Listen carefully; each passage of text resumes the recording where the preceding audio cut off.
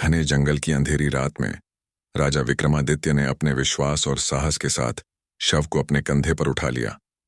श्मशान भूमि का सन्नाटा, झींगुरों की आवाज और बेताल की हंसी उनके दृढ़ संकल्प को तोड़ नहीं सकी। तभी बेताल ने अपना परिचित स्वर में कहा, हे राजन, तुम्हारी हिम्मत की परीक्षा अभी बाकी है। मैं तुम्हें एक और कहानी सुनाऊंगा। यदि तुमने इसका उत्तर दिया और सत्य कहा तो मैं फिर से पेड़ पर लटक जाऊंगा।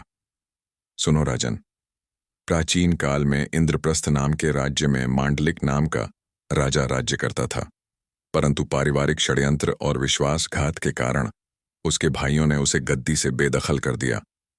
राजा अपनी पत्नी और बेटी को लेकर वन की ओर चला गया। भूख प्यास से बेहाल वे जंगल में भटक रहे थे। राजा ने रानी से कहा, तुम दोनों यहां छुप जाओ, यह स्थान आदिवासियों का है, वे तुम्हें नुकसान पहुंचा सकते हैं। लेकिन दुर्भाग्य से आदिवासियों ने राजा पर हमला कर दिया और उसकी हत्या कर दी। रानी और राजकुमारी अपने प्राण बचाने के लिए जंगल में और गहरे भाग गईं।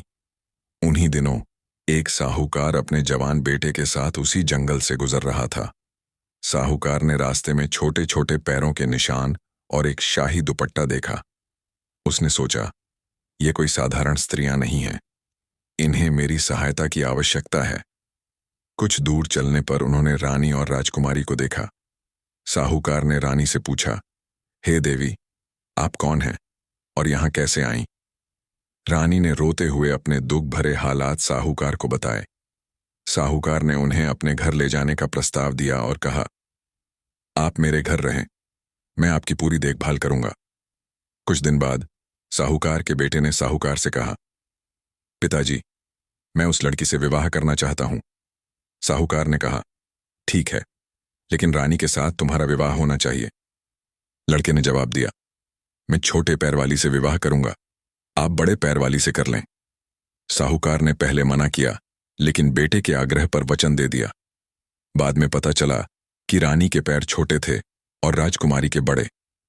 साहूकार ने वचन निभाते हुए राजकुमारी से विवाह किया और उसके बेटे ने रानी से। समय बीतने पर रानी और राजकुमारी दोनों ने संतानें पैदा की। बच्चे बड़े होने लगे, लेकिन रिश्तों की उलझन ने घर को विषाद से भर दिया।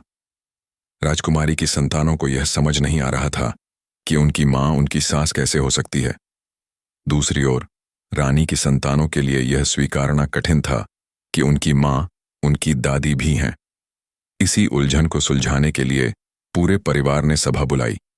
सभा में रिश्तों को स्पष्ट करने की कोशिश की गई, लेकिन कोई हल नहीं निकला। तब बेताल ने कहानी को विराम देते हुए विक्रमादित्य से पूछा, हे राजन, बताओ, इन बच्चों का आपस में क्या रिश्ता है? विक्रमादित्य ने कुछ पल सोचा। उन्होंने कहा, इस कहानी में रिश्ते केवल सामाजिक बंधनों का खेल है। असली सवाल यह है कि जीवन में प्रेम और त्याग का क्या महत्व है। जो बच्चे आपस में रिश्तों को समझ नहीं पा रहे, उन्हें सिखाना चाहिए कि जीवन केवल रिश्तों को नाम देने से नहीं चलता, यह सत्य और करुणा पर आधारित है। यह सुनते ही बेताल हंस पड़ा। राजन, तुमने सही कहा, लेकिन यह उत्तर देने से मेरी शर्त पूरी हो गई। अब मैं फिर से पेड़ पर जा लटकूंगा। अंत। बेताल की आशीर्वाद। बेताल ने अपनी आखिरी परीक्षा में विक्रमादित्य को चेतावनी दी कि वह योगी को धोखा देने से न चूके। विक्रमादित्य ने अपनी बुद्धिमत्ता का प्रयोग कर कपटी योगी का अंत कर दिया।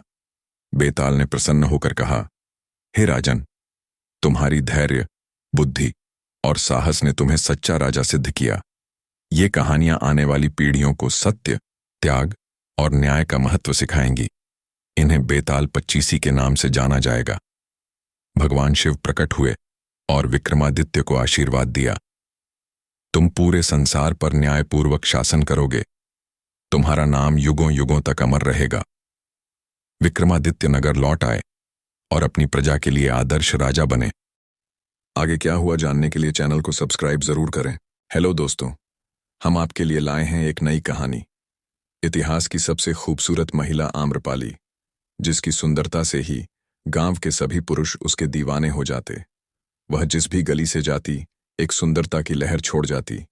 यह कहानी देखने के लिए हमारे चैनल पर क्लिक करें और इतिहास की सबसे खूबसूरत महिला वाली वीडियो देखें। मिलते हैं फिर एक नई कहानी के साथ।